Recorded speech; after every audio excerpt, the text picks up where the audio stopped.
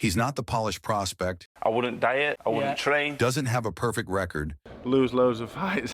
And he's never been media trained. Fucking 6 years ago, fucking grappa. But that's exactly why fans love him so much.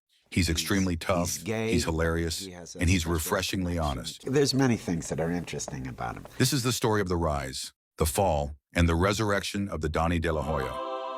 Born in Doncaster, England, fans saw him as one of their own, and he quickly built up a following. In the early stages of his career, Alan went 10 fights undefeated. But Alan's career wasn't carefully managed. He would only win 4 of his next 9 fights. In his 11th fight, he was thrown in with Dillian Whyte. Whyte had had almost twice as many professional fights as Alan. After the Whyte loss, Alan immediately went on to fight Luis Ortiz. These fights came too soon. Within 10 pro fights, watching Dillian Whyte lose Ortiz back-to-back. Going to be a little bit smarter now and pick the right matches. But it was because of these fights and his personality that Alan started to become a cult hero. Outside of the ring, he was a deep thinker and a comedian too. Klitschko came up to me, stroked my head and went, "You know what, son?" He didn't say, "You know what, son," because he's not English, is he? And he went, Throughout his career, Alan was always honest, speaking openly about his gambling addiction. gamble that whole purse on the day. So when I'm walking the ring for Dillian Whyte, I know I'm doing it for free, effectively. Wow. His lack of motivation to train. I don't know what it is really. I don't know. I think I'm a self-sabotager. And his struggles with mental health. Yeah. And at one point, I did try to take my own life at one point, 2015. Years of hard fights against bigger names wore him down. And at the early age of 28, he decided to retire. But Alan couldn't stay away from boxing. They pulled me back in. By 2023, Dave Allen found himself fighting Olympic bronze medalist and unbeaten heavyweight prospect Fraser Clark. In his last 4 fights, Allen had been fighting on small hall shows.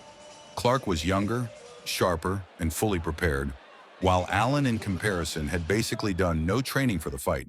So the 2 weeks training. Clark could have been disqualified for low blows, but ultimately, Allen retired in the 6th round. I didn't want to be there.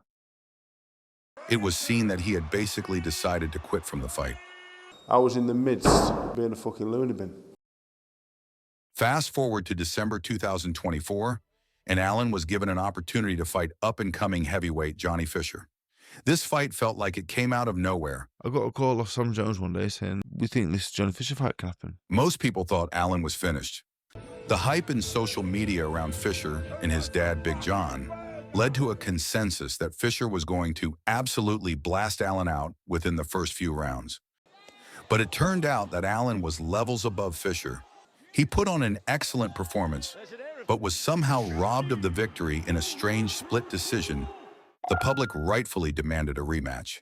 The rematch was shocking and conclusive with a massive KO at the end of the 5th round. Bosh. He hadn't tasted this type of success since his win over Lucas Brown back in 2019. So after this huge journey, what's happening now?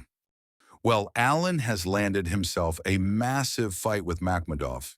It's a 50-50 fight. 50-50. But with Allen's career, it's really hard to know what will happen. A loaf of bread. And I dip it in ice cream. Ice cream sandwiches. What the fuck?